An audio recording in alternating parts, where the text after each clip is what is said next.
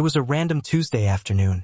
The sky outside my office window was a dull, overcast gray, matching the quiet hum of the servers in my building. I was sitting at my desk, reviewing a stack of complex financial forensic reports, when my phone vibrated against the dark mahogany wood. The screen lit up at exactly 3:47 in the afternoon. I glanced down, expecting an update from my lead auditor or maybe an email from our legal team. Instead, I saw a name on the caller identification that I had not seen in 8 full months. It was my father, Arthur. I just stared at the glowing letters for a moment. For the last 8 months, my phone had been an absolute graveyard when it came to my family. There was complete and utter silence. There were no calls to check in on me, no quick texts asking how my week was going, no invitations to holiday gatherings.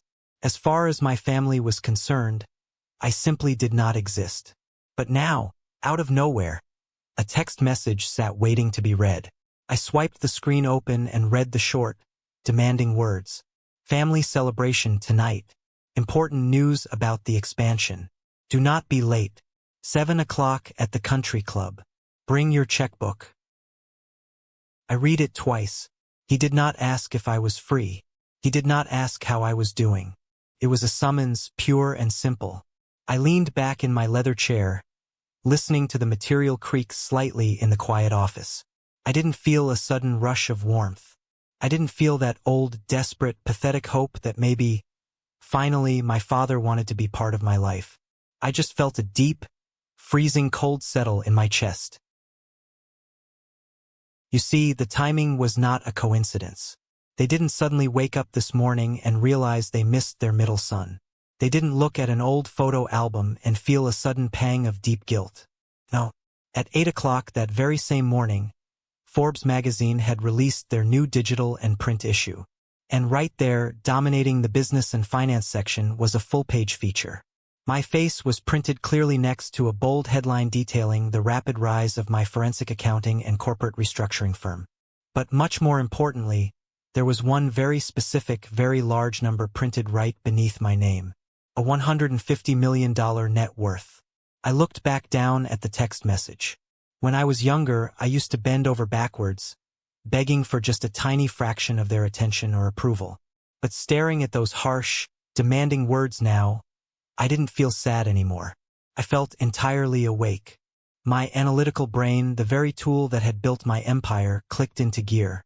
They thought they were inviting their quiet, desperate, people-pleasing son to dinner. They thought they could just snap their fingers and I would come running back to the table, ready to hand over my hard-earned cash.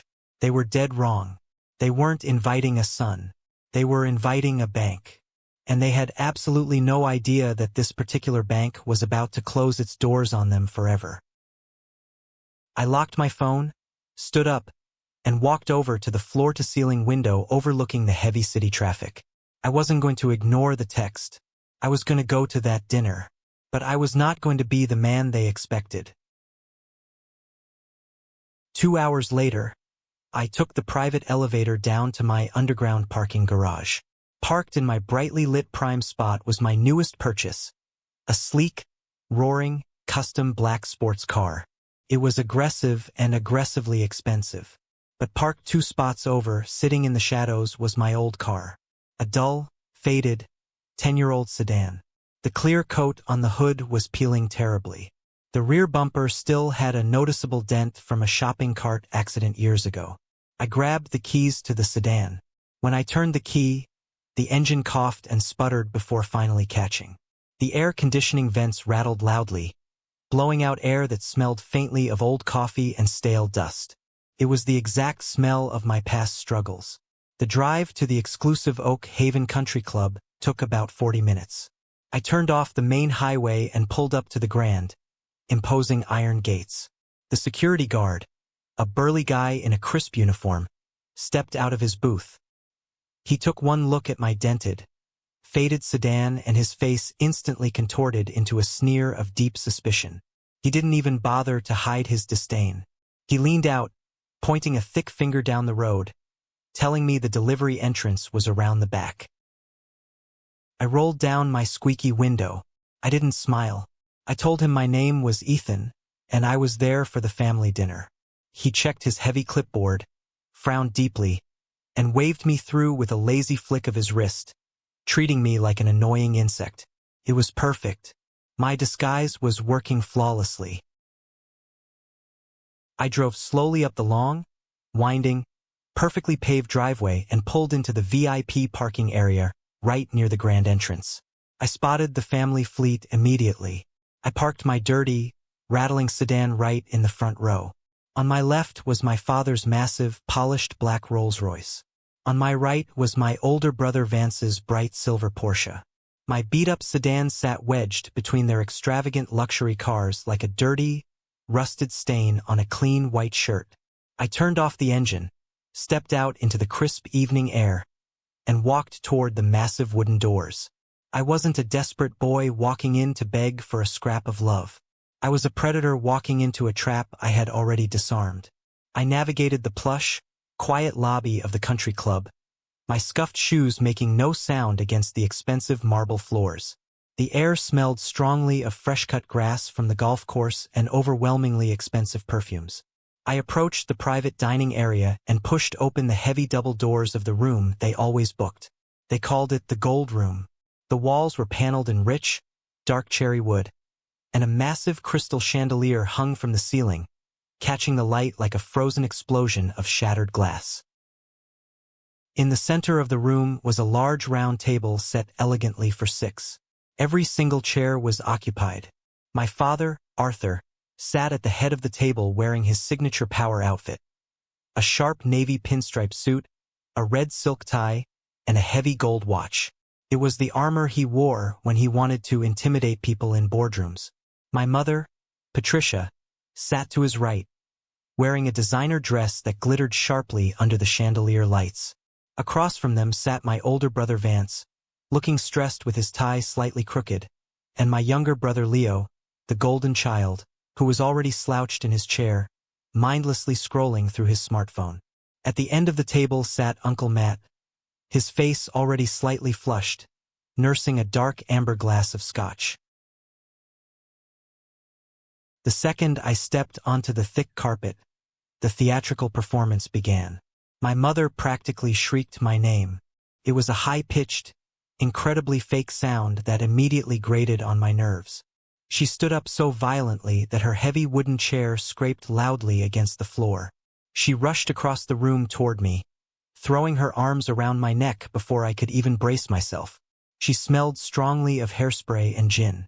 Her hug was tight, almost suffocating, but it was entirely performative. It was a hug designed for an audience, not for a son. She pulled back, holding me by the shoulders, cooing about how much they had missed me. I didn't wrap my arms around her. I just let them hang limply at my sides. I offered a flat hello. If she noticed my absolute coldness, she didn't care. She hooked her arm through mine and guided me toward the table like a prized pony. My father boomed a loud greeting, standing up to dominate the space. He thrust his hand out. Arthur loves to squeeze your hand during a handshake until the bones grind together. It is his pathetic, outdated way of establishing dominance. I took his hand. His grip was hard and aggressive. I didn't flinch. I squeezed back, locking my grip just a fraction harder than his. I saw a flicker of genuine surprise flash across his eyes for a split second before he masked it with a loud, booming laugh, ordering me to sit down. I took the empty chair between Vance and Uncle Matt. Vance leaned over, looking me up and down. He had dark circles under his eyes, and he smelled faintly of nervous sweat masked by cheap cologne. He smirked, his eyes dropping to my frayed gray sweater, and asked if I had picked it up at a local thrift store. My mother scolded him lightly, though a cruel little smile played on her lips, calling me thrifty. Uncle Matt slammed his empty glass down on the table, slurring slightly, bragging about my famous work ethic. It was utterly absurd. Matt hadn't worked a legitimate job in 2 decades, living entirely off a trust fund. Reality didn't matter in this room. Tonight, they were rewriting history right in front of my face, buttering me up for the financial slaughter. The waiter arrived carrying a chilled bottle of the finest champagne. He popped the cork and poured the golden liquid into 6 tall crystal flutes. My father picked up his glass and held it high, offering a loud toast to family and monumental success. Everyone echoed the words like a well-rehearsed choir. I picked up my flute, touched the rim to my lips, but didn't let a single drop of the alcohol pass my teeth. I set it back down and watched them drink greedily. After a barrage of complaints about their difficult, wealthy lives, Leo whining about social media algorithms, Vance grumbling about his ex-wife demanding more money in the divorce, Patricia sighing about contractors messing up Italian marble tiles, Arthur finally cleared his throat. The fake laughter died instantly. The atmosphere shifted violently. He reached down to the floor and hoisted up a heavy black leather briefcase. He undid the latches and pulled out a thick, glossy presentation folder, sliding it across the white tablecloth until it stopped right in front of my plate. The cover featured a massive, high-definition rendering of a futuristic luxury wellness resort. He launched into his practiced pitch. The motel chain was dying. The market was evolving. They needed to bulldoze the flagship property and build a 5-star luxury retreat. It was a guaranteed gold mine. Then came the pivot. He claimed the bank was fully on board for the main construction loan but required a liquid capital injection up front. A bridge loan, he called it, to clear the old land liens and break ground. He looked me dead in the eyes, offering me the exclusive chance to be a primary partner in our family legacy. I kept my face entirely blank. I asked him exactly how much he needed. Arthur didn't blink. $1.5 million. The room went completely, terrifyingly silent. I placed my hand flat on top of my own worn leather messenger bag resting on the floor beside my chair. Inside that bag wasn't a checkbook. Inside were the eviction notices and the full corporate bankruptcy filings I had personally prepared. But to understand why I didn't just laugh in his face and hand over the money, you have to understand exactly what it cost me to survive these people. The pattern of being the completely invisible middle child had been etched into my life since I was old enough to walk. It was written into the history of every missed birthday, every forgotten school event, and every dismissed achievement. I wasn't the charismatic firstborn who was destined to take over the family throne. And I wasn't the adorable baby of the family who could do no wrong. I was just Ethan. Safe, boring, quiet Ethan. The furniture in my own home. I remember when I was 12 years old. I had an absolute obsession with numbers and logic. While Vance was out breaking windows and Leo was throwing tantrums to get new toys, I spent 3 agonizing months studying advanced calculus and probability. I entered the state mathematics decathlon. I poured my entire soul into it, studying late into the night under a tiny desk lamp while the rest of the house slept. I won first place in my district and was heading to the state finals on a Saturday. I was practically buzzing with pride, holding the official invitation letter in my hands at the breakfast table. I showed it to my father, who didn't even bother to look up from his morning financial news. He just took a sip of his black coffee and flatly told me they couldn't go. Leo had a weekend soccer game. I pleaded with them. My voice was cracking. I tried to explain that Leo played soccer literally every single weekend, but this was the state finals. It was a once-in-a-lifetime academic event. My mother had slammed her coffee mug down on the granite counter, glaring at me. She snapped at me to stop being so selfish. She told me my younger brother needed our support because he was the team captain, and I couldn't just make everything about myself. They went to the soccer game. Leo's team lost by 3 embarrassing goals. Leo threw a massive tantrum right on the grass field, crying and screaming. So my parents bought him a massive ice cream sundae to soothe his bruised ego. Meanwhile, I stood on a massive stage in a cavernous high school auditorium, completely alone, to accept my state gold medal. I remember the principal looking out into the crowd of cheering parents with their cameras flashing, searching for my family so he could direct my gaze for a photograph. I saw the exact moment he realized no one was there for me. I saw the deep, uncomfortable pity in his eyes. I forced a smile so hard my facial muscles physically ached. I took the heavy medal, let it hang around my neck for exactly 10 seconds, then took it off, shoved it deep into my pocket, and walked off the stage in silence. When I got home that evening, they didn't even ask how the competition went. They were too busy discussing the unfair referee at the soccer match. That was the baseline of my existence. When I graduated from college with highest honors in accounting and finance, they left the ceremony an hour early. Uncle Matt had complained loudly that he was bored and wanted to beat the afternoon traffic to get a cold beer at a local bar. So my family stood up in the middle of the valedictorian speech, shuffled out of the row, and drove away before they even called my name to cross the stage. I learned very early on that achieving things wouldn't win their love. Being good wouldn't win their attention. If they actively hated me, it honestly would have been so much easier to process. If they hated me, it would mean I mattered enough to provoke an actual, genuine emotional response from them. But no, it was much worse than hate. It was absolute, crushing apathy. I was punished for being independent, because I didn't constantly need them to bail me out of jail, pay off gambling debts, or clean up my messes. They simply pretended I wasn't there. I was a ghost haunting the hallways of their perfect, upper-class lives. The emotional neglect was painful, but the financial hypocrisy was what truly hardened my heart. As I grew older and began to understand how money moved, how it was leveraged, and how it was hidden, I saw the rotting core of my father's so-called empire. Arthur loved to posture as a self-made titan of industry, a man who built a hospitality legacy from the ground up. In reality, he inherited 3 highly profitable motels from my grandfather and spent the next 30 years slowly driving them into the ground through sheer arrogance and terrible management. When I was 23, I had a clear vision for my future.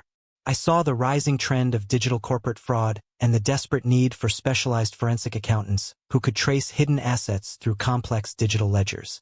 I had the skills, I had the drive, and I had the business plan. I just needed a tiny amount of seed money to buy a high-powered commercial server and the specialized software licenses required to process massive datasets. I swallowed my pride, printed out my meticulously researched business plan, and sat down in my father's dark, wood-paneled study. I asked him for a small personal loan. $5,000. That was it. $5,000 to launch what would eventually become my life's work. My father had sighed heavily, dragging his hand down his face as if I had just asked him to sell his own soul. He leaned back in his leather chair and used his most condescending, booming business voice. He told me that startups were a guaranteed failure. He told me I needed to be realistic, to stop dreaming, to go out and find a stable, boring corporate job and earn a steady salary like a normal person. He looked me dead in the eye and said he was not going to throw his hard-earned money away on my little computer hobby. I walked out of his study with absolutely nothing. I felt humiliated, stupid for even asking. I ended up working grueling 18-hour days, taking on freelance bookkeeping gigs for local restaurants, saving every single penny until I could afford the equipment myself. But the true insult came exactly 1 week later. Vance, who had been handed a fake, high-paying management role at my father's company despite having 0 actual qualifications, started complaining. He whined at the dinner table that his 3-year-old sedan simply wasn't executive enough for his status. He claimed the local business partners weren't taking him seriously because of his car. Arthur didn't hesitate. He didn't tell Vance to be realistic. He didn't tell Vance to save his salary and buy his own vehicle. My father went out the very next morning and used corporate funds to buy Vance a brand new $40,000 luxury Porsche. I watched from the living room window as Vance revved the engine in the driveway, grinning like a spoiled child, while my father clapped him proudly on the shoulder. A month later, Vance got drunk at a country club mixer and crashed that exact Porsche straight into a brick mailbox, causing $15,000 in damage. Arthur didn't yell. He didn't fire him. He just laughed it off, paid the repair bill out of the company's operating account, and told everyone that accidents happen to the best of us. $5,000 for a legitimate business was a terrible investment. $40,000 for a shiny toy that ended up wrapped around a mailbox was simply the cost of doing business. That was the moment I stopped looking at my father as an authority figure and started looking at him as a deeply flawed, financially illiterate liability. I stopped trying to prove myself to them. I put my head down built my firm brick by painful brick, and slowly faded out of their daily lives entirely. But I still held onto one last, stupid thread of hope. I thought that if I became undeniably successful, if I reached a height they couldn't possibly ignore, they would finally have to respect me. That final, pathetic thread of hope snapped exactly 2 years ago. To truly understand why I felt nothing but ice sitting at that table in the gold room, you have to understand the night of the rain. The night that officially killed the good sun. In the brutal, fast-paced world of financial technology and consulting, securing Series B funding is a massive, life-altering milestone. It means you survived the culling. It means serious, heavy-hitting institutional investors have looked at your books, ruthlessly audited your business model, and decided to bet tens of millions of dollars on your vision. You aren't just a kid with a dream anymore. You are a real player in the global market. I had just secured $20 million in funding. It was, without a single doubt, the hardest thing I had ever accomplished in my entire life. I had eaten cheap, microwavable noodles standing up in my tiny kitchen, and slept on the hard carpet of my office floor more times than I could possibly count. I had pitched my heart out to room after room of wealthy, cynical men in tailored suits, who looked at me like I was a lost intern who had wandered into the wrong building. But I did it. I won. I survived the corporate gauntlet, and I desperately wanted to celebrate. I didn't want to go out drinking with strangers or business associates. Despite everything, I wanted to share this massive triumph with the people who shared my blood. So I went all out. I booked a private dining room at Le Jardin, the most exclusive, ridiculously expensive French restaurant in the heart of the city. It was exactly the kind of pretentious place my parents worshipped. It had heavy, pristine white tablecloths, glittering crystal glassware, and waiters who moved silently in sharp, black tuxedos. I ordered the absolute best vintage wine they had in their underground cellar. I pre-ordered the massive, towering seafood platter that I knew my mother loved. I specifically requested the head chef to prepare the dry-aged steak exactly the way my father always bragged about. I arrived 30 minutes early. I was wearing a brand-new, sharply tailored charcoal suit. I remember standing in front of my bathroom mirror for almost an hour before leaving my apartment, adjusting my silk tie, trying to look undeniably successful. I wanted them to walk into that private room, look at the man I had become, and finally say the words I had waited 30 years to hear. Good job, Ethan. We are proud of you. At 7:15 in the evening, the room was still completely empty. The silence was thick and heavy. I checked my phone. Not a single text message. The waiter came by, a highly professional smile plastered on his face, and asked if we were ready to begin the first course. I forced a smile back and told him they were just running a little late, blaming the downtown traffic. The waiter nodded kindly and poured me a glass of ice water. At 7:45, the ice in my water glass had entirely melted into room temperature liquid. I pulled out my phone and texted my older brother, Vance. I asked if they were close, mentioning the food was ready. 10 agonizing minutes later, Vance texted back. He claimed he couldn't make it because something urgent came up with the legal custody arrangement for his kids, calling his ex-wife a nightmare, and told me to have a drink for him. I stared at the screen, my jaw clenching tight. I knew for an absolute, verifiable fact that Vance did not have his kids that weekend. It was his ex-wife's legally scheduled weekend. He was lying straight to my face because he couldn't even bother to come up with a believable excuse. I didn't call him out. I just looked around the empty, beautiful room. 5 empty chairs. In the dim, romantic lighting of the restaurant, they looked like teeth in a giant, dark mouth that was silently mocking me.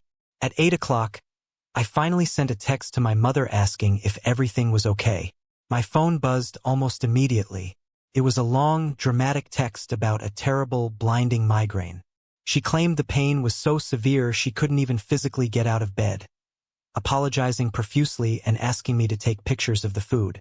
A sick, sinking feeling in my gut told me to check social media. I opened Instagram. I didn't have to search hard.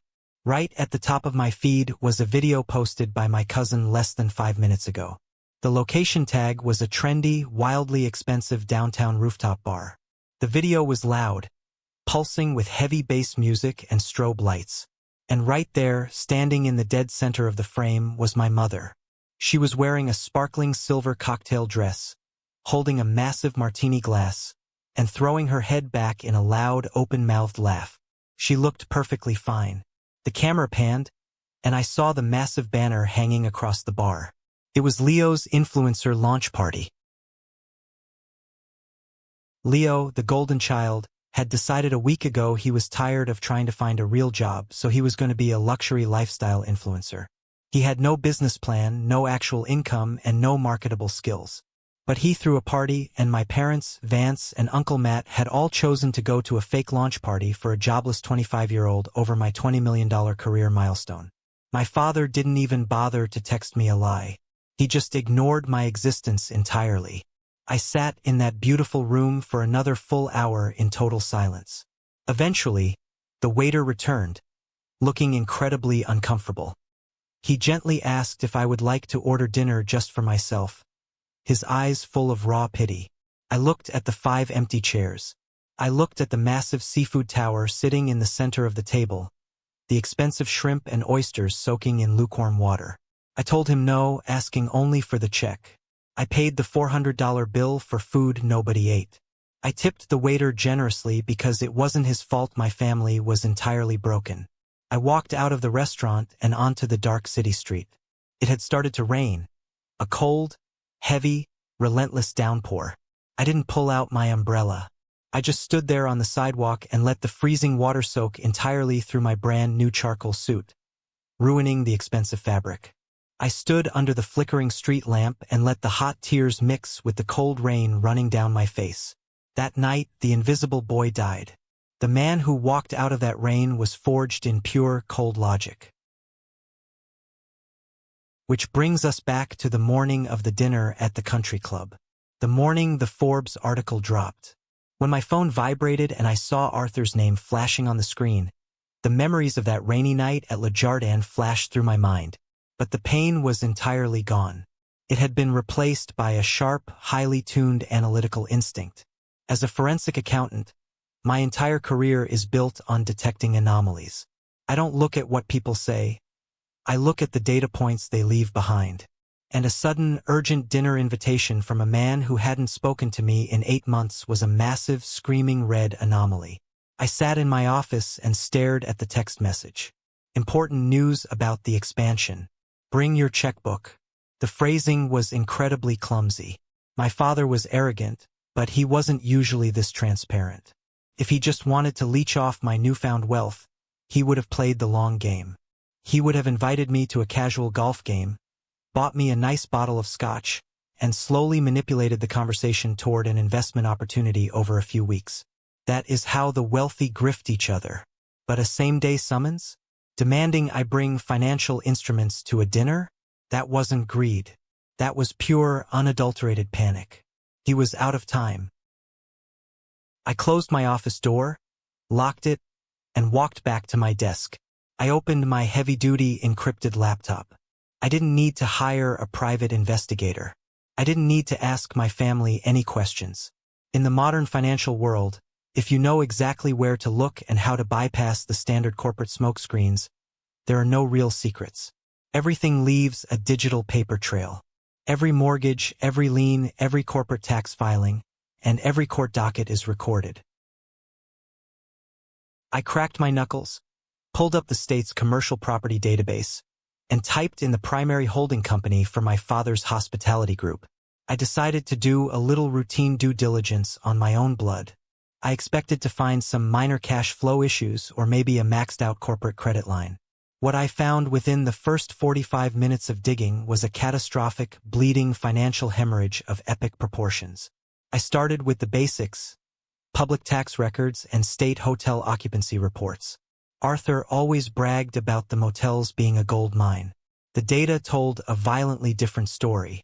For the past 24 months, their average room occupancy had plummeted below 40%.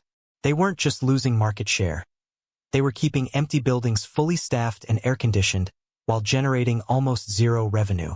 They were bleeding cash from every single artery. But a failing business model wasn't enough to cause the panic I sensed in that text message. So I dug deeper into the debt structure. I pulled the property records for the flagship motel, the very land Arthur claimed he wanted to bulldoze to build his luxury wellness resort. Right there, glaring back at me in stark black and white digital text, was a massive secondary lien against the property. It wasn't a standard commercial loan from a reputable local bank. It was a vicious, predatory hard money loan from a notoriously aggressive private equity group out of Chicago. The interest rate was an astronomical 18%. You don't take a loan like that to build a resort. You take a loan like that when standard banks laugh you out of the lobby and you need cash immediately to keep the lights on. My fingers flew across the keyboard, cross-referencing the loan disbursement dates with my family's personal spending habits. The timeline matched flawlessly. The exact month the massive loan hit the corporate account was the exact same month Arthur bought Vance the $40,000 Porsche. It was the same month my mother began major renovations on their lake house, installing imported Italian marble. They hadn't used the equity to save the dying motels. They had stripped the equity out of the company to fund massive, fraudulent executive bonuses to maintain their fake upper-class lifestyle. And then, I found the final nail in the coffin. I hacked into the county clerk's public civil court filings. Exactly 3 months ago, First National Bank, the primary mortgage holder for their entire real estate portfolio, including my parents' personal mansion, had filed a formal notice of default. The family hadn't paid their primary mortgage in over 90 days. Arthur wasn't pivoting to a luxury resort. He was entirely insolvent. He needed $1.5 million to stop the bank from seizing the commercial property on the first of the month. He needed me to blindly hand over my wealth to pay for the lifeboats on his sinking ship. I leaned back in my chair, staring at the glowing screen. I didn't feel anger. I felt a cold, terrifying calm. I picked up my phone and dialed my chief financial officer, Zoe. I didn't ask her for advice. I gave her a direct order. I told her to contact the Chicago private equity firm immediately. I told her we were going to make a highly aggressive debt acquisition before the sun went down. The good sun was dead, but the financial architect was ready to go to work. I didn't waste a single second. I called Zoe, my chief financial officer and the sharpest legal mind I had ever had the pleasure of working with. I didn't ask for her opinion on the ethics of the situation. I simply gave her a direct, unwavering order. I told her to pull the corporate contact information for the private equity hedge fund out in Chicago, the one holding the massive, 18% predatory loan against my family's estate. When Zoe got the fund's managing director on the secure line, I took over the negotiation. I didn't introduce myself as Arthur's son. I introduced myself as the chief executive officer of my forensic restructuring firm, representing a massive pool of highly liquid capital. I told the director exactly what I knew. I told him I had personally reviewed the state tax filings and occupancy rates of the Miller Hospitality Group. I told him I knew the motels were bleeding cash, the management was entirely incompetent, and the collateral was degrading by the hour. The director tried to posture, claiming the debt was performing perfectly. I laughed, a short, dry sound that echoed in my quiet office. I told him to cut the corporate theater. I knew Arthur was going to default on the balloon payment next month. I knew the Chicago firm was staring down the barrel of a messy, drawn-out, out-of-state foreclosure process that would cost them hundreds of thousands of dollars in legal fees. Then I offered him a clean exit. I offered to buy the entire debt portfolio right then and there in pure cash. But I wasn't going to pay full price for a toxic asset. I offered him 80 cents on the dollar. It was a brutal haircut for them, but it was guaranteed instant liquidity. The director went silent for exactly 10 seconds. Then he agreed. They were absolutely thrilled to dump the toxic debt. We executed the wire transfer before 3 o'clock in the afternoon. But I wasn't finished. You do not leave a wounded animal in the room. You finish the job. I had Zoe contact First National Bank, the conservative local institution that held the primary mortgage on the entire estate, including my parents' massive personal mansion. First National had already filed a notice of default. They were terrified of the bad public relations that came with foreclosing on a prominent local family. I stepped in as the perfect white knight. I utilized my firm's institutional leverage to completely absorb the primary mortgage.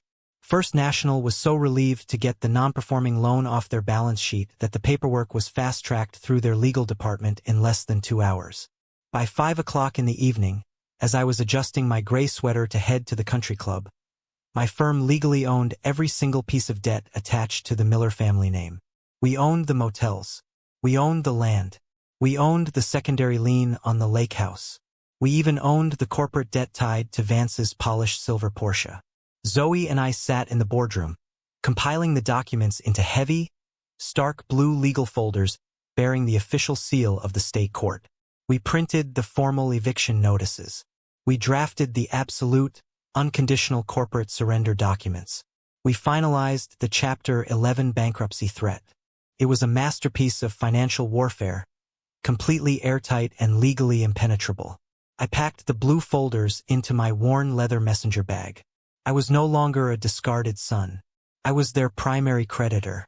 I was the absolute master of their entire reality. Which brings me back to the plush, suffocating air of the gold room at the Oak Haven Country Club. The silence hung in the room like a physical weight after my father demanded the $1.5 million bridge loan. Arthur smiled broadly, showing his teeth. He thought he had already won. He thought he was looking at the same naive, desperate son who had waited in the rain at the French restaurant. He thought my checkbook was already sitting on my lap. He called the investment an absolute no-brainer, claiming they wanted to honor me by giving me the first right of refusal. I looked at the shiny, glossy presentation folder sitting in front of my plate, featuring the ridiculous rendering of the luxury wellness resort. I didn't touch it. Instead, I reached down into my worn messenger bag. I did not pull out a checkbook. I pulled out my thin, sleek, encrypted laptop. I placed it gently on the white tablecloth, right on top of the glossy folder, and hit the power button. The screen glowed a cold, clinical blue in the dim, romantic lighting of the private room. I looked directly across the table, locking eyes with my father. I kept my voice incredibly low, perfectly flat, and entirely devoid of emotion. I told him I had a few questions before I transferred any capital. Arthur waved his massive hand magnanimously, radiating a sickeningly false confidence, telling me to ask him anything, promising total transparency. I asked him to confirm that the bank was First National, and to confirm that the occupancy rate was just experiencing a minor seasonal dip. Arthur nodded enthusiastically, his smile never wavering. He lied straight to my face, smoothly and without a single flinch. I turned the laptop screen around so the entire table could clearly see the bright display. I opened the heavily encrypted file containing the public tax records. I told him that I like to do a little routine due diligence before I attend business meetings, and that public financial records are fascinating things to read. Arthur's arrogant smile faltered just a fraction of an inch. A tiny bead of sweat appeared near his hairline. He asked me what exactly I meant by that, his voice suddenly losing its booming resonance. I didn't raise my voice. I acted like a surgeon reading an X-ray. I pointed at the screen. I told him that according to the state tax filings, the occupancy rate had been hovering under 40% for 2 consecutive years. That wasn't a seasonal dip. That was a death spiral. Julian shifted uncomfortably, his chair creaking loudly in the quiet room. I scrolled down to the next document. I told Arthur that according to the county clerk's office, First National Bank did not approve a construction loan for any luxury resort. In fact, First National had filed a formal notice of default against his primary holding company exactly 3 months ago. The color began to drain rapidly from my father's face. His hands, which had been resting confidently on the table, dropped into his lap. He started to stammer, claiming it was a massive misunderstanding, a simple clerical error that the lawyers were sorting out. I didn't stop. I pressed the attack with pure data. I brought up the 18% hard money loan from the Chicago Private Equity Group. I read the numbers out loud. I looked at my mother's glittering diamond necklace. I looked at Vance's expensive tailored suit. I stated clearly and undeniably that they had stripped the equity out of a dying company to fund their fake lifestyle. Then I turned my gaze to Leo, the golden child influencer. He was staring at the laptop screen, looking thoroughly confused. I pulled up the financial disbursement trail from 5 years ago. I kept my voice soft. I told Leo that his trust fund and his college fund had been entirely drained by his own father to pay for emergency commercial roof repairs because the company couldn't afford standard insurance. Leo slowly turned his head and looked at Arthur with absolute, unadulterated horror. He asked his father if it was true. He asked if his money was really gone. Arthur didn't answer him. He just stared blankly ahead, completely paralyzed as the illusion of his wealth shattered into a million jagged pieces right in front of his family. The polite, loving family act vanished entirely. When cornered by absolute, undeniable truth, toxic people do not apologize. They do not take accountability. They execute a psychological defense mechanism so predictable it is almost boring to watch. Deny, attack, and reverse victim and offender. My mother was the first to break. Patricia dramatically gasped loudly, pressing her hand over her mouth, smearing her expensive mascara. She began to cry, a shrill, high-pitched wailing sound. She leaned forward, pointing a trembling finger at me. She asked how I dared to humiliate my own flesh and blood in a public place. She started weaponizing guilt, sobbing about how family is supposed to stick together through the hard times, about how they had put a roof over my head and clothes on my back when I was a child. She painted herself as a loving, heartbroken mother being ruthlessly attacked by a cruel, ungrateful son. It was a spectacular performance. Vance was next. His panic manifested as pure, unhinged aggression. He slammed his fist down onto the table so hard that the crystal champagne flutes rattled dangerously. He pushed his chair back violently and half stood, leaning aggressively over the table toward me. His face was twisted in an ugly sneer. He snarled that I was just a software kid who stared at screens all day, claiming I didn't understand the complex reality of the hospitality market.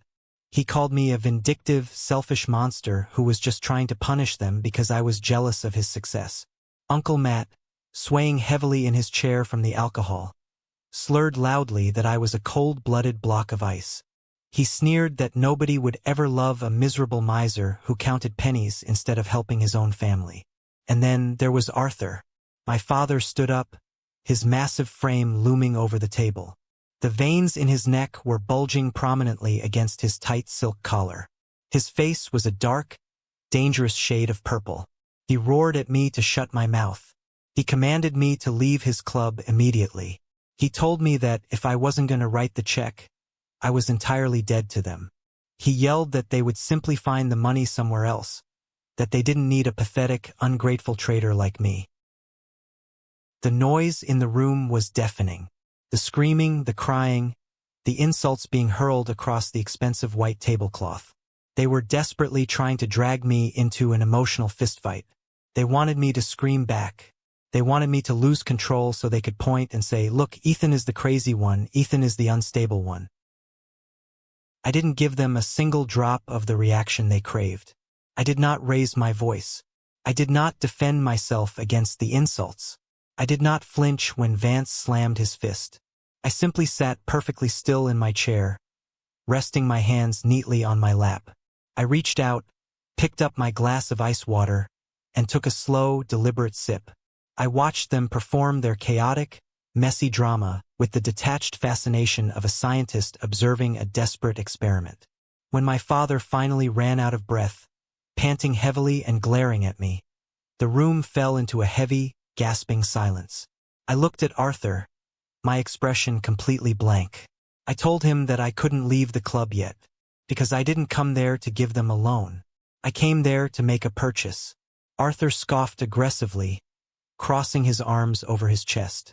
He demanded to know what I was talking about. He said they weren't selling the land to me, claiming I didn't have the authority to buy anything without his signature. I reached up and tapped the small, discreet Bluetooth earpiece hidden in my left ear. I spoke clearly into the microphone. I said, "Zoe, come in. It is time." The heavy double doors of the gold room swung open with a solid, definitive thud. Every single pair of eyes at the table snapped away from my face and darted toward the entrance. Zoe, my chief financial officer, walked into the room. She was wearing a perfectly tailored, razor-sharp gray suit. Her high heels clicked rhythmically against the hardwood border of the floor before she stepped onto the plush carpet, silencing her footsteps. She looked entirely out of place in this room full of emotional, sweating, panicking people. She looked like a highly paid corporate executioner arriving to finish a job. She carried a thick, heavy stack of blue legal documents pressed firmly against her side. Zoe did not offer a polite smile. She did not introduce herself to my parents. She completely ignored Vance, who was still half standing with his fists clenched, and she didn't even glance at Uncle Matt. She walked directly to my side, stepping into the space right between me and my father. She placed the massive stack of blue folders directly in front of me on the white tablecloth with a heavy, satisfying thud. Zoe looked at me, her voice cool, professional, and entirely devoid of emotion. She stated clearly that everything was fully prepared and legally verified. The lawyers had signed off on the final transfers. She announced that she was on standby for my orders. My father stared at Zoe, then stared down at the documents. The deep, angry purple color in his face was rapidly draining away, replaced by a sickly, pale, ash gray. He was sweating profusely now. The collar of his expensive dress shirt looked like it was actively choking him. He growled at me, demanding to know what those papers were. His voice lacked the booming authority it had possessed just 2 minutes ago. It sounded weak. It sounded like a man who suddenly realized he was standing on a trapdoor. I rested my hand flat on top of the fresh stack of papers. I felt the official seal of the state court pressed into the thick paper beneath my fingertips. I looked directly into Arthur's eyes. I wanted to see the exact moment his entire world collapsed. I told him that a loan implies a foundational level of trust. A loan implies that I actually believe he has the competence to pay me back. I told him I knew he didn't. I explained that when my acquisitions team spots a severely distressed asset with underlying geographical potential, I take decisive action. I picked up the top blue folder and tossed it across the table. It slid over the smooth white linen and stopped perfectly in front of his empty dinner plate. I commanded him to open it. Arthur's hands were shaking so violently, he could barely grip the edge of the heavy cover. He fumbled with it for a second before flipping it open. I watched his pupils frantically scan the dense legal text, the signatures, the official notary stamps. I watched his jaw go completely slack. He whispered to the paper that it was impossible. He whispered that it was illegal. Patricia grabbed his arm, shaking it frantically, demanding to know what the paper said. Arthur didn't look at her. He just kept staring blindly at the document. He whispered, his voice completely hollow, that I had bought the note. I didn't let him explain. I wanted them to hear it directly from me. I leaned forward, making sure every single person at the table heard the exact mechanics of their destruction. I told them that I had purchased their entire debt portfolio from the Chicago Private Equity Group yesterday morning. I told them I acquired the primary debt from First National Bank this very afternoon. I placed my hands flat on the table and stood up slowly. I swept my gaze across all of them. I stated clearly that I owned the mortgage on the exclusive country club membership my mother loved so much. I owned the primary mortgage on the Miller Inn. I owned the secondary lien on the lake house they were currently renovating. I owned the corporate debt tied to the company vehicles. Leo shrank back into his chair, sounding like a terrified little boy, asking if I owned everything. I confirmed it flatly. I told them I was their primary creditor. I am the bank. I leaned in close to my father. I told him that when he stands up and tells me to get out of his club, he might want to be extremely careful. Because, technically speaking, he was currently sitting in a chair that I paid for. Arthur slumped back against the heavy wood of his chair. All the bluster, all the arrogant, toxic energy simply drained out of his body like water pouring out of a cracked pitcher. He wasn't the terrifying, domineering giant who used to dictate my life. He was just an exhausted, completely broke old man who owed a massive amount of money to the invisible son he had constantly underestimated. Patricia was weeping silently now, her face buried in her hands, completely terrified. She whispered, asking why I would do this to my own family, asking if it was just for revenge. I told her no. I told her I did it to save the core business assets from their total incompetence. I turned to Zoe and gave her a sharp nod. Zoe unzipped her sleek leather briefcase and pulled out a fresh, single sheet of paper. She placed it face down on the table next to the blue folders. I shifted my tone into pure, unyielding corporate negotiation. I informed them that since they were currently in profound default on both the primary and secondary loans, I had the absolute legal right to seize the assets immediately.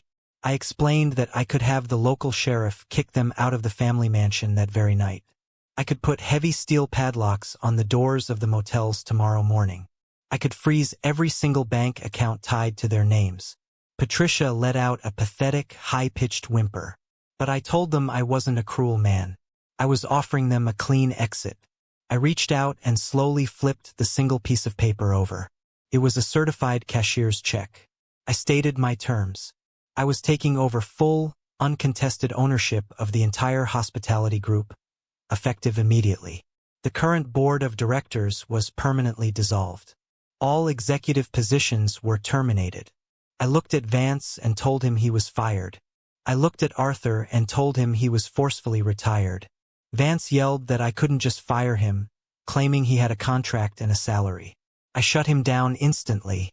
I told him his salary was paid by a company that no longer existed in its current form. I pointed at the cashier's check. It was made out for $200,000. I told them that was the comprehensive severance package for the total remaining equity of their entire lives. I explained that if they took the check and signed the transfer documents, they could walk away clean. No crushing debt. No drawn-out lawsuits. Arthur stared at the numbers, muttering weakly that the land had to be worth more. I cut him off without an ounce of sympathy. I told him the land was leveraged to the hilt and they were completely underwater. The check was a gift. Uncle Matt tried to sound brave, asking what would happen if Arthur refused to sign the extortion paper. I didn't blink. I told him that if he didn't sign, I would formally file for Chapter 11 bankruptcy tomorrow morning at 8 o'clock. They would get absolutely nothing. They would lose the luxury cars to the repo men. But more importantly, I paused, locking eyes with my mother. I told her they would lose their reputation. I promised that everyone at the country club, every one of their wealthy friends, would read in the Sunday paper that they were complete frauds who couldn't pay their bills. They would be publicly known as destitute. I knew my parents' psychology flawlessly. That was the absolute kill shot.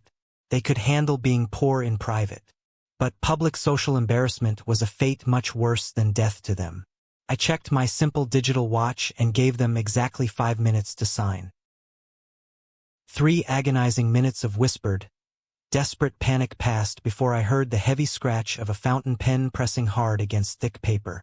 Arthur signed his entire empire over in a messy, shaky scrawl. It was an unconditional surrender. Zoe immediately stamped the document with her heavy notary stamp, making it legally binding. I handed the $200,000 check to Arthur. Vance tried to snatch it, complaining loudly that split 4 ways, it wouldn't even pay his divorce lawyers. I ignored him. Instead, I held my hand out toward Vance. I demanded the keys to the silver Porsche, reminding him it was a registered company vehicle and he was no longer an employee. Vance cursed violently, dug into his tailored pants, and slammed the key fob into my palm. Then, I slid a single white envelope across the table toward my mother. I told her the house technically belonged to the bank now, and I was giving her a legally generous 30-day eviction notice to pack her belongings and vacate the property. I suggested she use her portion of the severance to find a modest rental. When she gasped about what her friends would think, I told her dryly to tell them she was downsizing. I looked at the 5 of them one last long time. It felt like I was looking at an old photograph that was rapidly fading in the bright sun. Arthur, defeated and broken, his legacy gone. Patricia, utterly terrified of her fake social standing collapsing into dust. Vance and Leo, two overgrown children suddenly realizing they would actually have to get jobs and work for a living. Uncle Matt, a drunk old man who had finally run out of hosts to leech off. I stood there, waiting for the heavy sadness to finally hit me. I waited for the crushing guilt that society tells you should feel when you cut ties with your family. I waited to feel bad for destroying their perfect illusion, but the sadness never came. Instead, I felt a massive, incredible physical weight lift entirely off my chest. My tight shoulders dropped. My lungs expanded, pulling in a deep, full breath of air for what felt like the first time in 30 years. I realized I had been carrying the crushing weight of their expectations and their harsh judgments my entire life. I had been exhausting myself trying to fill a bucket with water, never realizing the bucket had a massive hole in the bottom. Now I was finally putting the bucket down. I turned my back on them for the final time. I started walking toward the heavy wooden double doors of the gold room. My footsteps felt incredibly light. Arthur called my name. His voice was weak, cracking, a pathetic shadow of the man he used to be. He stammered, his voice thick with tears, telling me that in their own way, they did love me. I stopped, resting my hand on the cool brass handle of the door. I didn't turn around. I thought about the heavy state math medal hidden in my pocket years ago. I thought about the empty chairs at the French restaurant. I told him softly that he loved having a son he could safely ignore until I suddenly became useful to his bank account. I told him that wasn't love. That was ownership, and I was no longer for sale. I pushed the heavy door open and walked out into the softly lit hallway. Behind me, the wooden doors swung shut, clicking into place with a solid, incredibly final sound. It sounded exactly like the heavy steel door of a bank vault locking forever. I walked slowly through the grand lobby of the country club. A few wealthy older men and women were sitting in the plush lounge chairs, sipping expensive brandy. They casually glanced up as I walked past them. They saw a man in a frayed gray sweater and scuffed shoes. They saw a nobody. They had absolutely no idea that the quiet man walking past their table had just purchased the biggest debt portfolio their exclusive club had ever seen. I smiled softly to myself. I genuinely liked being a nobody to them. It meant I was entirely free from their judgment. I pushed through the front doors and stepped out into the crisp night air. It was cool and incredibly clear. I looked up and saw the stars shining brightly against the black sky. Inside that room, the air had been hot, suffocating, and thick with lies. Out here, the air was clean, tasted like absolute freedom. As I walked down the wide stone steps toward the valet stand, my phone vibrated in my pocket. It was a new text message from my mother. It was a frantic paragraph calling me her baby boy, begging me to come back inside, promising we could work out a compromise, and claiming she loved me. She still thought I was that desperate, lonely little kid waiting in the rain. I didn't feel a single spike of anger. I just felt completely, wonderfully done. I tapped the menu screen and selected block caller. I watched her name vanish. Then I opened my contacts list. Arthur, block. Vance, block. Leo, block. Uncle Matt, block. I watched their names disappear one by one from my digital life. It was a clean, bloodless surgery. I reached the bottom of the steps just as the young valet jogged up. I handed him my ticket. A few minutes later, my dull, faded, rattling sedan pulled up under the bright awning, parked next to a gleaming new Mercedes. The valet looked like he thoroughly judged me for driving a rusted trash can. I reached into my pocket, pulled out a crisp, brand new $100 bill, and placed it flat into his waiting hand. His judgment was instantly replaced by absolute shock as he thanked me profusely. I slid into the driver's seat.